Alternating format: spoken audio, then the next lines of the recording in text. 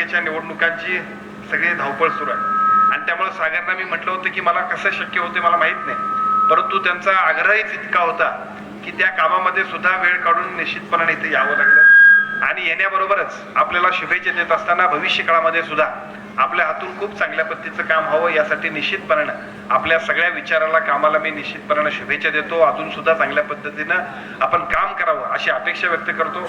मला आठवतंय की महाराष्ट्राचे उपमुख्यमंत्री आणि तत्कालीन मुख्यमंत्री ज्या वेळेला सरवड्याला माझ्याकडे कार्यक्रमाला आले होते, खरं तर त्याच दिवशी इथं सुद्धा एक कार्यक्रम आपण घेतला होता आणि आपली इच्छा होती की साहेबांनी इथे यावं. साहेबांची सुद्धा धावपळ होती, परंतु साहेबांना परत पुढं मुरगुडला जायचं होतं आणि मुरगुड करून पुढे जायचं होतं. साहेब मुरगुडमध्ये गेले, संजय मंडलिक साहेबांच्याकडे जेवायला थांबले आणि तिथून त्यांच्या लक्षात आलं अरे त्या सागरचा कार्यक्रमाला आपल्याला जायचं होतं. धावपळ इतके केली की त्यांनी परत कॅनवाय फिरवला आणि कॅनवाय फिरवलाच नाही तर तिकडून इकडे यायला निघाले. रात्री 10:30-11ची वेळ होती.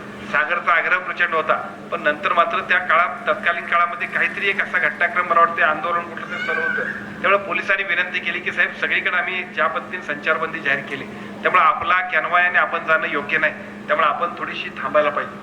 त्या दिवशी सुद्धा तुमच्यासाठी साहेब या पद्धतीने इकडे येत होते, त्यामुळे सागरचा साहेबांशी असणारा संपर्क आम्ही बघितलाय. अशाच नवनवीन अपडेट्ससाठी डिजिटल कोल्हापूर चॅनेलला सबस्क्राईब करायला विसरू नका.